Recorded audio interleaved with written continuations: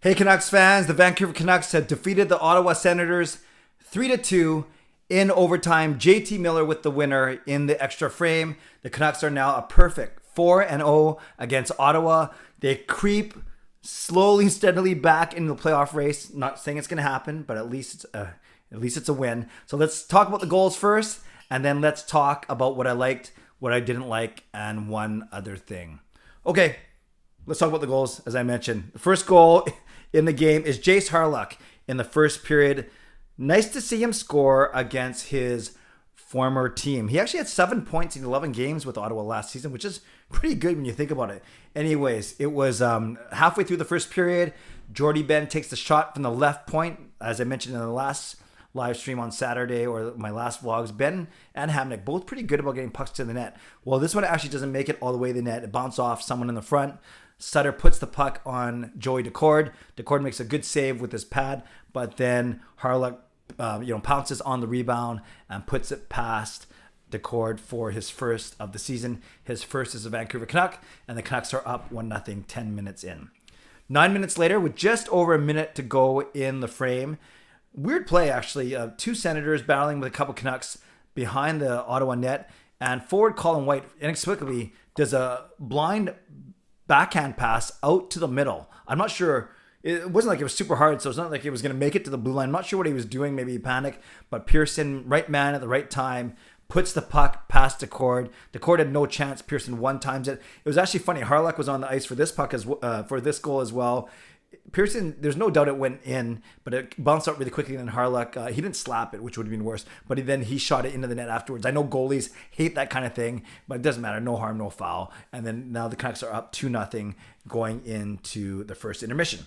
In the second period, the only team to score was the Ottawa Senators, and it was Josh Norris. Came after some extended controlled play by Ottawa. A puck went off the post. Actually, Ottawa hit a lot of posts this game. And then you had Stützle gets in there. And then Josh Norris, actually, after the puck came, I think it came off the post directly into the slot. It was a bouncing puck, and Norris puts it past Demko. Really, really good shot, actually. But it was also helped by the fact that Alex Edler was standing in the crease like he's prone to do. And it actually went off Edler's skate and then past Demko. So maybe Demko would have got it if Edler was in there. Maybe it would have gone wide. Who knows? But Demko, no chance as it goes off of Alex Edler into the net. I think Nate Schmidt and others, I think it was Schmidt, had a chance to clear it a bit earlier in that play, but it was knocked down at the line. It's okay. It's not going to be a perfect game. So then it's going, after 40 minutes of play, it was 2-1 Vancouver. Despite being outplayed badly in the first two periods, Vancouver controlled the third period and looked like they were going to win this game. But then with just over 2 minutes left, Decord had just skated to the bench, and then it was Colin White making up for his first period gaffe with a good one-time shot past Demko. A bit scrambling. Demko played it behind his net, didn't clear it. So almost actually the same side as the first goal, where they tried to go up the left side. Didn't make it out. Actually, this one only got halfway up. I think Edler tried to play it. Sutter tried to play it, but neither of them could. And then you had Brady Tkachuk, who's very strong on a stick. He was able to make a good centering pass to Colin White, and Colin White puts it past Demko with just over 2 minutes remaining. And now we're tied at the end of regulation 2-2. So at least you know that the Canucks have 1 point, and you're not going to freak out too much if the Canucks win, if they end up winning, which they did, and then Ottawa gets a point. It's different than if it's Montreal or Calgary getting a point, one of the teams you're chasing. But it was, this overtime was a little bit more exciting than the last overtime we saw. And I can't remember which overtime game that was now. It was Vancouver and... Was it Vancouver Edmonton? And anyways, I remember one overtime recently. Yeah, it was on Saturday night where Vancouver won in the shootout. And it did not... No, sorry, it was the Montreal game. I'm getting my games mixed up. Regardless, it was when this was a much better overtime than that game, and we saw some back and forth action, some decent chances on either side, and then Thomas Chabot was out there for a really long time. In fact, they were just talking about the fact, does Chabot ever get tired?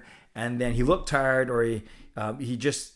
I think it was a bad change. I can't remember exactly, but Hughes basically held on the puck, stood at it, skated at his blue line, and then sprung JT Miller for a breakaway. Miller makes a nice fake to his backhand over to his forehand and puts it past Decord a minute 40 in, and the Canucks win 3-2. So those were the goals. Hawryluk and Pearson in the first period, Norris in the second period, White at the end of the third period, and then Miller in overtime.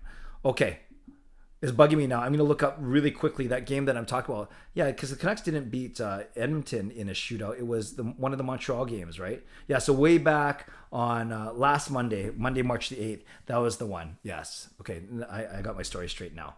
Okay, let's talk about what I liked, what I didn't like, and one other thing. Well, how can you not talk about Thatcher Demko first and foremost? Another 44 save performance. You can't blame him on the two. I say that a lot. You can't blame Demko on the goals that beat him. So a great performance by Demko, 44 saves. Really, really strong. He just amazed me with his play. There's another 957 for his save percentage. So great performance by Demko and really held the Canucks in the game, especially in the first two periods, making massive saves when he needed to. Also, the Canucks penalty kill. They killed off all four of Ottawa's opportunities, so that was good. I like the fact that Hawryluk and Sutter and Pearson, guys who usually haven't been scoring, showing up on the score sheet. I like how they contributed in the first period for sure. So Demko, penalty kill, depth scoring. I'm just looking at the stat line really quick. Jace Harlock was a +2 because, like I said, he was on the ice for his first two goals. Jordy Ben was also +2, and Tyler Myers. So Ben and Myers, our third pairing, they were actually +2, which was really good. That means because overtime's 3-on-3, they weren't on the ice for overtime. We know it was Miller, Hughes, and Horvat. So for them to be on the ice for both Canucks first period goals at even strength, that's quite impressive. Okay, what didn't I like? I'm going to save JT Miller for one other thing.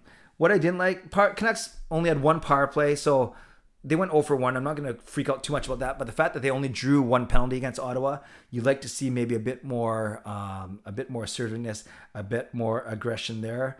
I also didn't like the Canucks start. I mentioned on Twitter that I was driving home for the first half of the first period, but it sounds like the Canucks were getting thoroughly dominated and that they were... that they didn't look sharp to start the game, and maybe that's why they were out hit in this game 28-11. So maybe not as aggressive, not as assertive as we wanted to see, and therefore they did not draw any penalties. And then I'm looking at the stat line. Edler was a -2, so he was obviously on the ice for both Ottawa goals. So that's not a good look. The first one going off, and the second one he had a chance to clear. So I don't think it was one of Edler's strongest games. Yet he played he had the most ice time of all defensemen at 24 minutes. So that's something to keep an eye on. And also, speaking of ice time, you had all forwards playing over 10 minutes, including Louis, because Louis had 5 minutes of shorthanded time. So almost half. Louis had 10 minutes and 47 seconds total. Almost half of it was played shorthanded, which is quite impressive. Unless that's a typo, that's pretty impressive. But that makes sense because Michaelis and McEwen got 6 minutes or less. And we saw that Travis Green didn't use Eriksson, Michaelis, or Hawryluk much in the third period. He moved his lines around. So then you had Horvat playing with Hoglander and Besser, Miller with Gaudette and McEwen, and then you had Sutter with that leaves, I guess, Sutter with Virtanen and Pearson. So interesting to see those lines. So what I didn't like, let's say the Canucks' bad start, not aggressive, not assertive enough, and Edler's game, and the fact that they got out hit by such a bad margin, and outshot, I guess, by such a bad margin as well. They got outshot 46-28. One other thing, wow, what a polarizing game for JT Miller. He's kind of like this a lot. In the first period, I made a point of, I counted 2 or 3 times where he tried to pass across his own net. In his own zone, in front of his own net. And a couple of them led to really good chances for Ottawa. And then I know on that really nice save that I think that Demko made, I think it was on Tkachuk on a centering pass as well. It was either, I think it was Tkachuk or Stützle, one of those guys. Demko had to make a really good save on a penalty kill because Miller blew the zone trying to go for a shorthanded chance. So there were about 3 or 4 plays that I don't think Miller made good plays, good decisions from a defensive standpoint. Yet there he is, the man of the moment in overtime, scoring the game winner. So with JT Miller, I guess like we've seen all season, he hasn't been as consistently strong as he was all season last year, all year last year.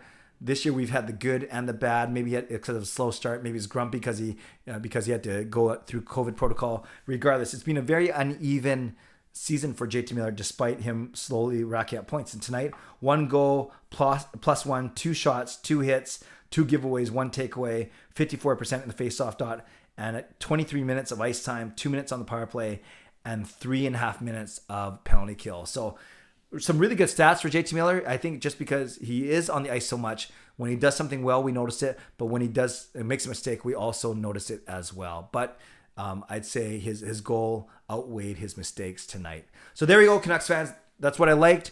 That's what I didn't like. That's one other thing. I'd love to know your thoughts on this game, and I would love for you to join me.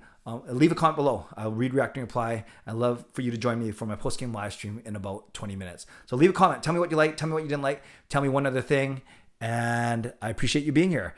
Subscribe if you like to. Like this video if you like to. Stay safe, stay healthy. Take care of yourselves and take care of each other. Canucks win again. Feels good. God bless, and go Canucks go.